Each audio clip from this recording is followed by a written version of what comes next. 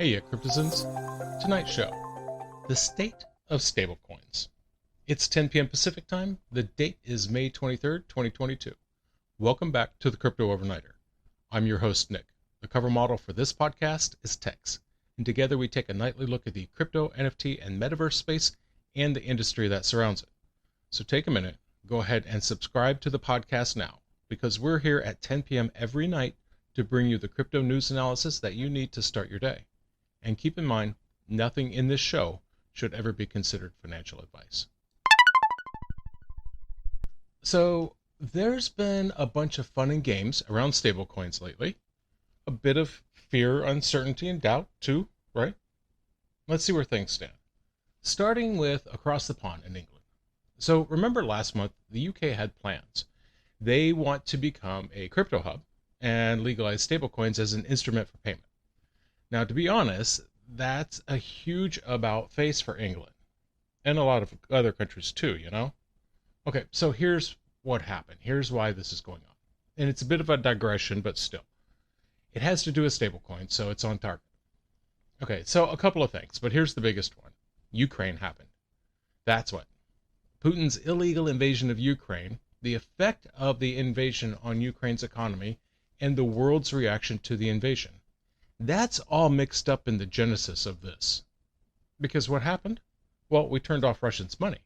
Sort of. And eventually. And after great warning. But still, it was mostly turned off. Not only that, we asked everybody else to do so as well.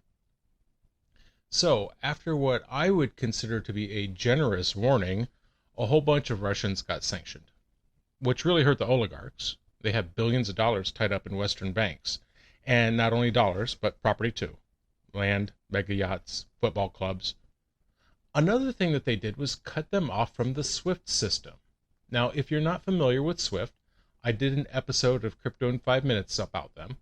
Also, I did a recent story on them and CDBCs, so check them out for some history.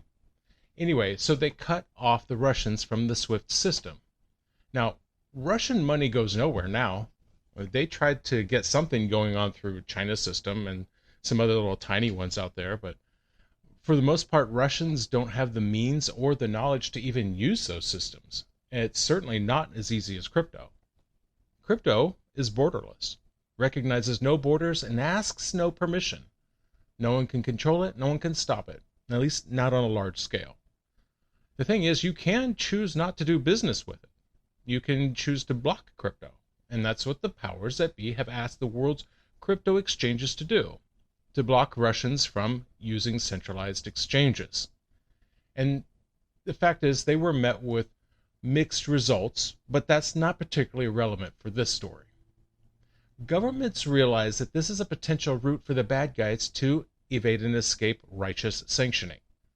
So they started working to plug the holes. And much like the SWIFT system, it only works as each partner chooses to enforce it.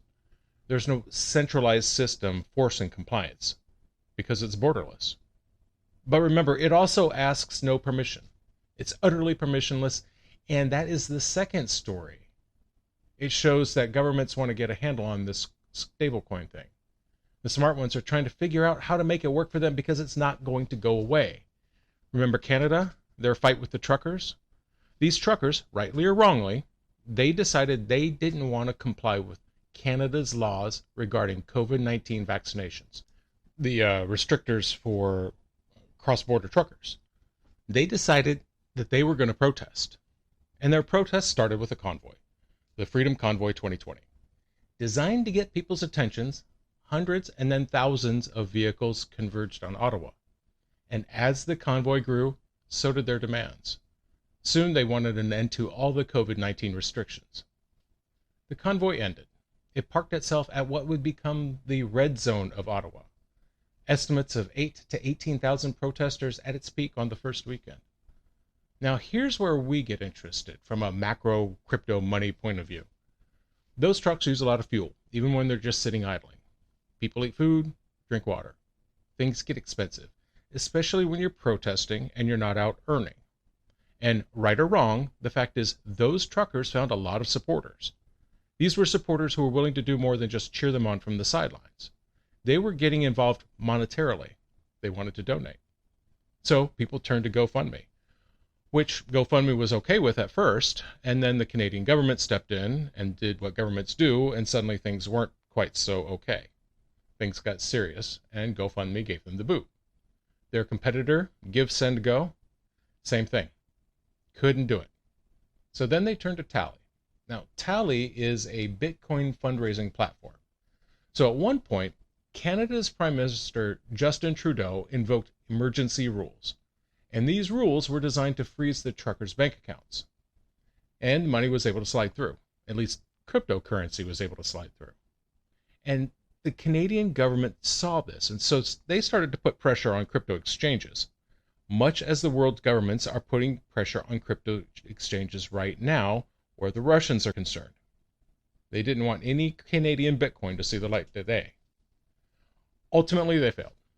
People would set up a wallet, use it until it got burned, and set up another one. Absolutely permissionless. So that might be why the UK is seemingly pro-stablecoin. Orderless and permissionless. You can still control the fiat side of things, the central banking system, but crypto is going to move anywhere it wants to, and that includes stablecoins. And so it came to pass that the UK Treasury revealed that they intend to go ahead with their plan to.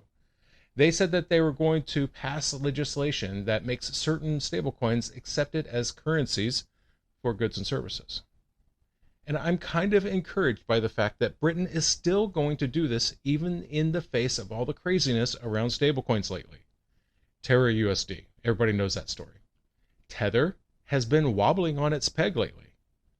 Deos Finance, their stablecoin, DAY, that lost its peg and has not recovered it. As I write this, it's sitting at 79 cents. Dropped all the way down to like 51, 52 cents, which is bad news for something that's supposed to be locked to the value of $1. USN, not too long ago, Neutrino, it lost its peg. USN went the other way, though. Now, as I write this, one USN is worth $1.33. Again, not a good look for a $1 stablecoin. As far as the market goes, the day had a promising start. That promise went unfulfilled. Let's check the numbers. At the time of writing, the global crypto market cap is $1.25 trillion. It's down 3.37%.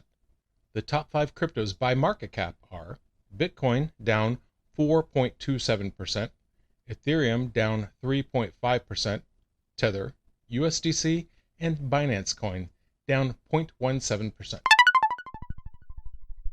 All this market volatility, though, had people questioning whether it was going to come off or not. They were questioning whether Her Majesty's Treasury would go through with their plans to adopt stablecoins. Apparently, those concerns were for nothing. According to a Telegraph report, a Treasury spokesperson said, quote, "Legislation to regulate stablecoins, which were used as a means of payment, will be part of the Financial Services and Markets Bill, which was announced in the Queen's speech." So, by celebrating this bill, indirectly and through her son Charles, in a way, the Queen has kind of endorsed stablecoins. Now, their spokesperson said they were still encouraging the growth of crypto service providers in the UK, and at the same time, they're also coming up with consumer protections to allow people to safely use stablecoins. The spokesperson added, quote, "The government has been clear that certain stablecoins are not suitable for payment purposes as they share characteristics with unbacked crypto assets. We will continue to monitor the wider crypto asset market and stand ready to take further regulatory action if required." Now, we were just talking about Tether, and I've got to say it, Tether's been working, kind of. Now, go back and listen to that list again. Terra USD, DAY, USN, they have all failed significantly, and as we speak, they are all still currently failing. Tether, however, they've been weathering the storm, and I have to believe it's because it's a backed stablecoin. People are just more confident, and so it's holding its peg nicely in comparison. But with that, let's head over to Davos, Switzerland. Davos, Switzerland, and the International Monetary Fund. Catalina Giovia is the managing director of the IMF, and today she was speaking at the World Economic Forum when she said, quote, When we look at stablecoins, this is the area where big mess happen. If a stablecoin is backed with assets one-to-one, then it is stable. When it's not backed with assets, but it is promised to deliver 20% return, it is a pyramid. What happens to pyramid? They eventually fall to pieces. Now, I don't know that that's actually true. Pyramids are generally pretty rugged. That said, I do take her meaning. And she is certainly taking a couple of shots at both Terraform Labs and the Anchor lending platform. She did everything but call them out by name. But it seems like she's talking about all algorithmic stablecoins in general, and they do seem to behave differently from the backed stablecoins like USDC and Tether. The global NFT market cap is up over $11 billion. Sales volume is up 2.81% in 24 hours. According to CoinMarketCap, the top 5 NFT collections by sales volume are Goblin Town, followed by Other Deed, Degen Tunes, Chimpers, and CryptoPunks. Now, keep in mind, some of these collections have very volatile prices, so do your own research. Recently, U.S. Treasury Secretary Janet Yellen also took up the subject of stablecoins and UST and Tether and stability. And it doesn't sound like she's too concerned about any of those particular things as a threat at this time. She doesn't think stablecoins have enough volume to be a problem. Not yet, anyway. What she said was, quote, "I wouldn't characterize it at this scale as a real threat to financial stability, but they're growing very rapidly. They present the same kind of risks that we have known for centuries in connection with bank runs." Now, she very clearly wants Congress to approve federal regulation of stablecoins by the end of the year. One of the scenarios that she's trying to prepare for is something we got a taste of recently, and that is kind of like a run on the banks.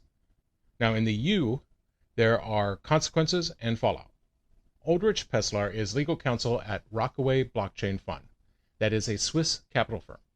He said, quote, "In the EU, there is a discussion about whether there should be a real claim for redemption by law for all stablecoins, whether they should always be backed at least one-to-one, and whether the issuance of stablecoins can be halted if they grow too big, or even whether the regulation should apply to decentralized stablecoins."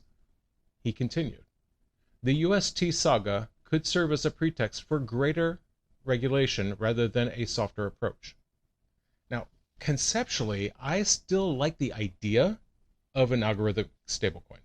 I love the sense of balance and symmetry that the idea brings. That said, I like the idea. I like the concept. I'm not sure that it's a workable idea yet. I do know that I'm quite certain increased regulation is coming. I hope people like the lobbyists at the Blockchain Foundation are able to get in front of it and make sure that it's right-sized, common-sense legislation. Because we're going to need stablecoins to make DeFi work well. And that's going to do it for us tonight. Thank you so much for joining us. If you enjoyed tonight's show, like, comment, and subscribe.